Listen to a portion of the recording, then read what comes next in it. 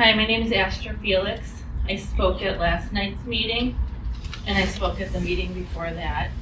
I don't know as many of you sitting here today as I knew yesterday, sitting up at our city council. For you, those of you that don't know me, I used to run the farmers market for years as a volunteer. I also am a small organic farmer, and so doing that, you meet lots of community members. So after I started speaking out about this, those community members that I met over a decade started reaching out to me.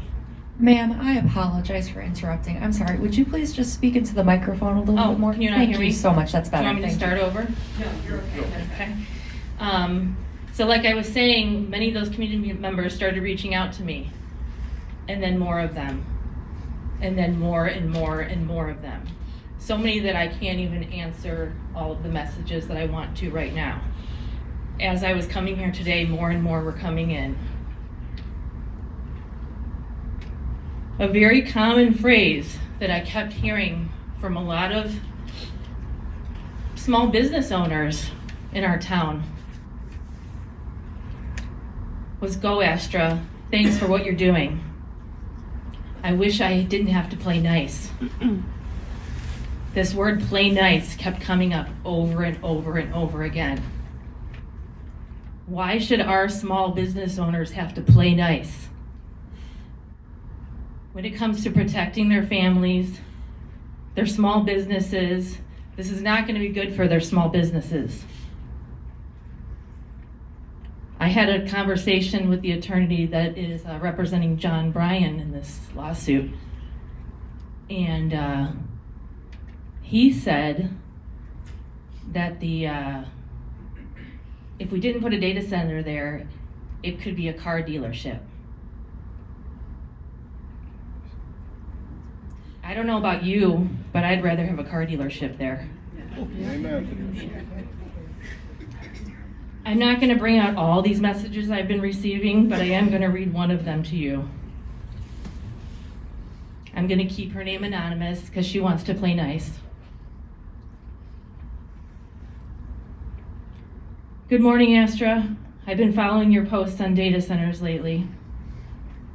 I can't even put into words how losing my home to these greedy pieces of, you know what?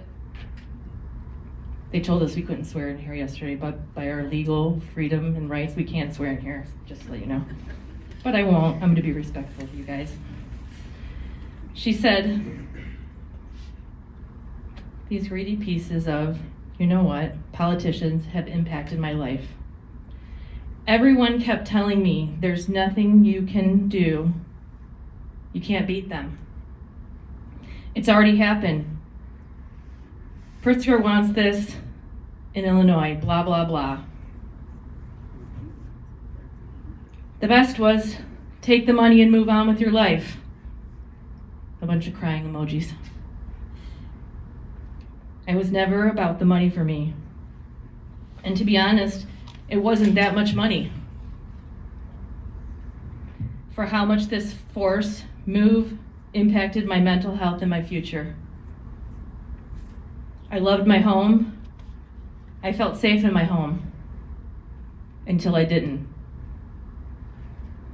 Until the politicians and Cyrus 1 saw my property as a land grab. They were going to box me and my neighbor in, meaning data centers on all four sides of us,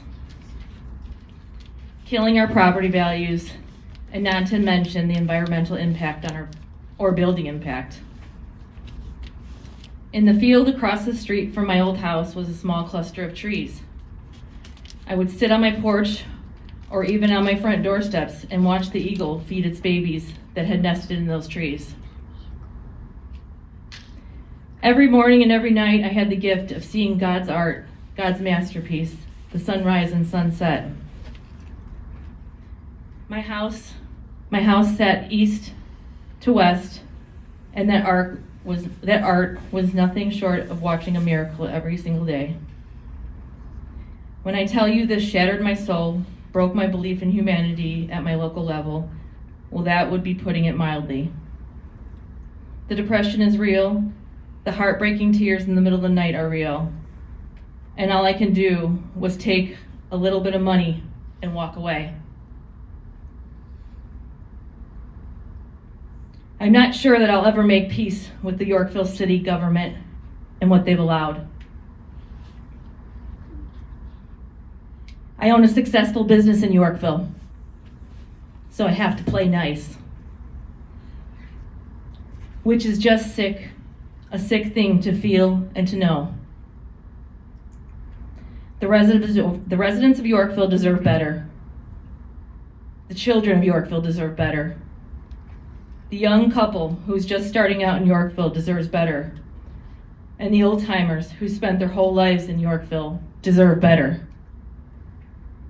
The financial impact and the tax and energy cost increase the residents are about to get sucker punched with is no joke.